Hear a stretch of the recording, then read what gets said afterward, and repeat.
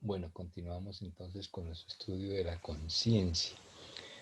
Ya hemos visto lo que es la doctrina de la conciencia, luego con la fundamentación bíblica, tanto en el Antiguo como en el Nuevo Testamento. Ahora, en segundo lugar, vamos a proceder a estudiar la conciencia desde el magisterio de la Iglesia. Recordemos los tres pilares que tienen la formación, toda formación en nuestra Iglesia Católica: la Sagrada Escritura, la tradición y el magisterio. Ya acabamos de ver en materia de conciencia lo que dice la Sagrada Escritura. Ahora vamos a ver qué nos dice el magisterio de la Iglesia. Y en el magisterio de la Iglesia vamos a estudiar entonces en primer lugar el Concilio Vaticano II, en segundo lugar el Catecismo y en tercer lugar la Veritatis Splendor. Entonces, ¿qué nos dice el Concilio Vaticano II sobre la conciencia? Retomamos lo dicho inicialmente, la definición que nos da la Gaudium et Spes número 16. La conciencia es el núcleo más secreto y el sagrario del hombre. De esto entonces viene la conclusión que nos da el Concilio Vaticano II. La conciencia está dotada de un carácter sagrado en cuanto que es dictada por Dios, o sea, Dios mismo, cuando nos crea en nuestra naturaleza humana, siembra en nuestra propia naturaleza este don preciado de la conciencia. Y luego a través de ella, Dios se nos comunica, Dios habla a nuestra conciencia y por eso decimos la conciencia es la voz de Dios. Pero asimismo el Concilio Vaticano II en la Gaudium et Spes reconoce que la conciencia por estar en el ser humano es una conciencia frágil y está sujeta al error. Esto es, marcando la necesidad de iluminarla con la Sagrada Escritura, con el magisterio y con el aporte inclusive de las demás ciencias humanas llamadas positivas. ¿Cuáles son esas ciencias humanas positivas? Todas las demás ciencias que existen en el mundo, a diferencia de la ciencia de la teología en la Iglesia. Eso es lo que nos dice entonces el Concilio Vaticano II. Vamos ahora al Catecismo de la Iglesia Católica y nos centramos en los numerales 1776 al 1794. Los invito para que nuevamente se detengan aquí y abran el Catecismo y lean con carácter de estudio estos numerales. ¿Qué nos dice aquí el Catecismo en torno a la conciencia? Primero parte de lo que es la enseñanza tradicional de la conciencia en la Iglesia, ¿ve? Por eso decimos, Sagrada Escritura, tradición, aquí está presente, ¿ve? La Iglesia no está partiendo de cero a partir del Concilio Vaticano II, no, está retomando lo que por siglos ha enseñado, pero con los acentos nuevos para los tiempos nuevos. Y en este caso concreto, subraya la presencia de la conciencia en la orientación del corazón de los hombres, ¿ve? Entonces ya la conciencia no es como creíamos antes del Concilio Vaticano II, que la conciencia era algo que teníamos allí en nuestra mente y la ubicábamos por lo tanto en la cabeza, sino que a la manera judía, como lo veíamos en el Antiguo Testamento, la conciencia radica más bien en el corazón.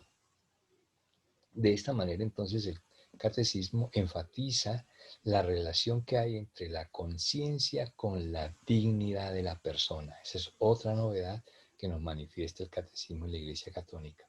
ver la relación que existe entre conciencia y dignidad de la persona humana. Todo esto inspirado entonces en el misterio trinitario, ¿sí? Al cual ha sido también llamado a participar el cristiano, como está en el Catecismo en el numeral 1785. Y luego, ¿qué nos dice la Veritatis Splendor sobre la conciencia? En la Veritatis Splendor entonces nos centramos en los numerales 54 al 64. Allí se nos dice que la conciencia viene a ser considerada como una instancia personal de conocimiento, pero unida a esa actuación de la ley natural. ¿Qué es la ley natural? Pues aquella capacidad que tiene el ser humano, al ser un humano, de, al llegar al uso de razón, darse cuenta y percibir qué es lo bueno y qué es lo malo, qué me hace bien y qué me hace mal. Por lo tanto, se subraya de esta manera la dignidad de la conciencia como la revelación de la verdad divina, Dios que se nos comunica, se nos manifiesta y nos muestra el sentido último del ser humano, que es precisamente el de la salvación. Pero al mismo tiempo, la Veritatis Splendor advierte en su preocupación el peligro por las tendencias que hay actualmente en el mundo y nos presenta una nueva tendencia, que es la de separar la ley y la libertad. Por eso encontramos en el mundo muy comúnmente el individuo que dice: yo soy una persona y soy una persona libre, por lo tanto a mí nadie me pone cortapisas, a mí nadie me pone prohibiciones. Yo hago lo que quiera, lo que me nazca y lo que me venga y me dé la regalada gana, decimos así de manera vulgar. Pues bien, con esto entonces no es que se esté negando la existencia de la ley, existen las leyes, pero hay un desprecio a la ley. ¿Por qué? Porque el hombre en su subjetivismo se cree en sus condiciones totalmente libre y que por lo tanto las leyes vienen a coartar esa libertad. No mira el lado positivo que tiene la ley, que es buscar el bien común y no el bien únicamente particular. Todo esto nos lleva entonces a lo que llegaba finalmente San Pablo en su conclusión sobre el estudio de la conciencia, la necesidad de una formación de la conciencia. Entonces, en este sentido, el Magisterio de la Iglesia nos dice a través del Catecismo y de la Veritatis Splendor lo siguiente. En primer lugar, en el Catecismo, en el numeral 1783, nos dice el Catecismo de la Iglesia que la educación en la conciencia es una tarea de toda la vida. Eso no forma parte de una etapa de nuestra vida, en nuestra formación catequética, o luego en nuestra formación como personas y que llegamos a adultos y ya a los 18 años ya pasamos esa etapa, la superamos. O cuando alcanzamos una profesión en lo civil o igualmente una profesión religiosa o una consagración en la vida eh, sacerdotal o en la vida consagrada. No, esto es tarea de toda la vida. De tal manera que una conciencia bien formada es una conciencia recta y veraz, que es lo que se pretende y se busca. Luego, por la parte de la Veritatis Splendor también se sigue en la misma línea, pero también nos presenta una novedad. En, en este camino de formación debemos tomar también la conciencia de la necesidad de una continua conversión, un tema que es muy familiar para nosotros los cristianos, ¿no? La necesidad de la conversión. Pero aquí en el campo moral también es la necesidad de una continua conversión hacia la verdad y al bien, hacia la consecución de lo que es la verdad y el bien en nuestro actuar. Eso está en Veritatis Splendor número 64. Todo esto podríamos entonces sintetizarlo en la siguiente expresión, en la siguiente frase. Es una obligación moral para el ser humano formarse en una conciencia recta, una obligación moral. Bien, sentado ya ese principio de formación, la necesidad de una formación permanente, sin embargo, se advierte de cara a esta formación permanente unos tropiezos, unas dificultades. Y esas dificultades vienen planteadas en estas tres razones. Primera razón, que no todos tenemos por naturaleza, por el hecho de ser humanos, la misma disposición hacia el recto juicio. Hay otros que piensan de manera diferente y errado. Segundo, que por enfermedades del espíritu, como el de la tibieza o la mediocridad espiritual, también podemos encontrar dificultad para la formación de nuestra conciencia. Y en tercer lugar, por ignorancia o por prejuicios o por hábitos o pasiones que también pueden existir en cada uno de nosotros. Serán dificultades que vamos a encontrar en la formación de nuestra conciencia y que por lo tanto van a incidir. ¿Qué propone entonces la Iglesia para resolver esos obstáculos? Bueno, en primer lugar, un estudio de lo que es la verdad y la ley, precisamente. Esos temas son los que vamos a tratar en la siguiente sesión en la próxima semana. Todo esto para desarrollar el hábito de reflexionar antes de actuar, crear ese hábito en nosotros. Por eso el aforismo que continuamente solemos escuchar, pensar antes de actuar y no actuar para luego pensar. Todo esto igualmente ejerciendo las virtudes, especialmente la prudencia y luego los demás dones sobrenaturales que el Señor nos participa a través de su Santo Espíritu. Luego, en segundo lugar, esta educación de la conciencia nos debe brindar finalmente unos criterios de discernimiento, o sea, unas luces para nuestro actuar, que nos ayuden a nosotros como personas a ser cada día personas responsables, a tener elecciones responsables en nuestras acciones. Esto en materia de moral o en la ciencia moral lo llamamos principios. Y entonces encontramos tres principios fundamentales que nos brindan esos criterios de discernimiento. ¿Cuáles son esos tres principios? Los tenemos a continuación. Primero, primer principio. Una norma operativa incondicional es tan solo la conciencia recta. O sea, para yo actuar bien y sin error, sin equivocarme, tengo que tener una conciencia recta. Si tengo una conciencia recta y además cierta, como la veíamos al principio cuando veíamos las diferentes clases de conciencia, entonces yo puedo estar seguro de que obro bien. Por eso el ejemplo concreto es el que aparece al final de esta diapositiva.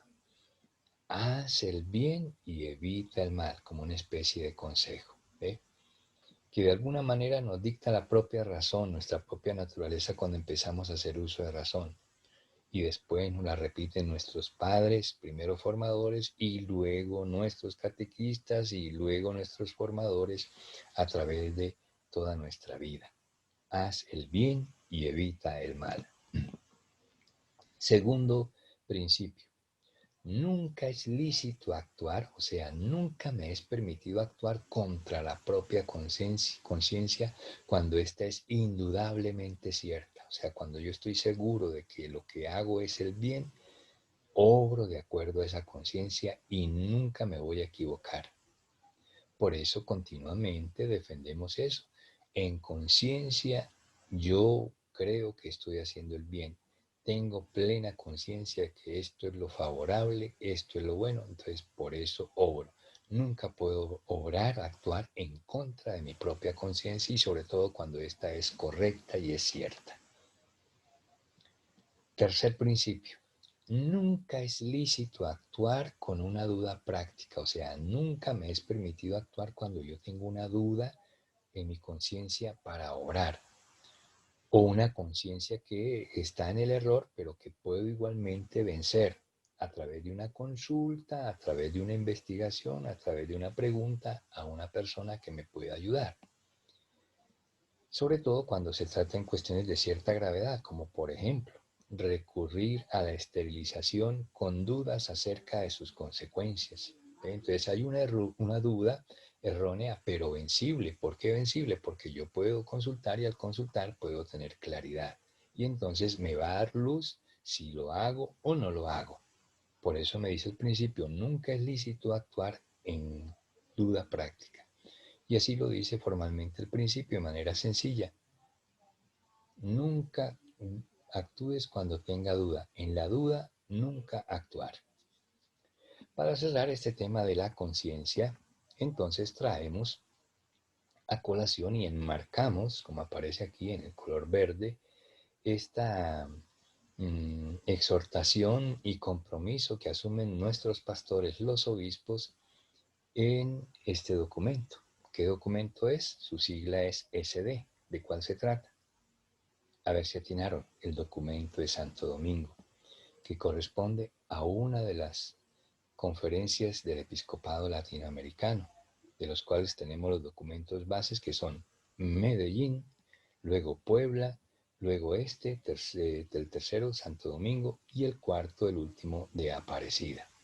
Pues bien, en Santo Domingo prácticamente como que se recogió toda esta doctrina que hemos expuesto en torno a la conciencia para decirnos, cultivar una sólida conciencia moral es lo que estamos diciendo, la necesidad de una formación en la conciencia, cultivar una sólida conciencia moral para que en las complejas circunstancias de la vida moderna, lo que estamos denunciando que existe en el mundo, el subjetivismo o el relativismo moral y la pérdida del sentido del pecado, entonces esas circunstancias tienen que ser tomadas por el creyente, dice acá, para que nuestros fieles sepan interpretar acertadamente la voz de Dios, y así hemos definido la conciencia como la voz de Dios en materia moral, que es el objeto de nuestro estudio, y desarrollen un evangélico sentido del pecado. ¿Ve? Ese sentido del pecado que en el mundo se ha perdido, ¿ve? Donde ya nada es pecado, nosotros a través de esta formación en la conciencia lo recuperemos, pero desde el Evangelio, no desde las normas simplemente de los mandamientos, sino desde el Evangelio, o sea, desde la misma persona de Jesús. Tenemos entonces en nuestras manos este valioso material para que continuemos con nuestra formación en lo humano, en lo espiritual y luego en materia moral. Que esto nos sirva para nuestra vida humana, para nuestra vida espiritual y nuestra propia vocación en la vida religiosa. Que lo podamos entonces no solamente degustar, sino estudiar a fondo para que esta formación tenga mucha trascendencia en nuestras vidas. Y cerramos con esta frase de nuestro santo patrono, el obispo San Alfonso María de Ligorio. No hay gente débil y gente fuerte en lo espiritual, sino gente que no reza y gente que sí sabe rezar. Hasta aquí entonces el tema de la conciencia. En el siguiente video y exposición estudiaremos el tema de la verdad.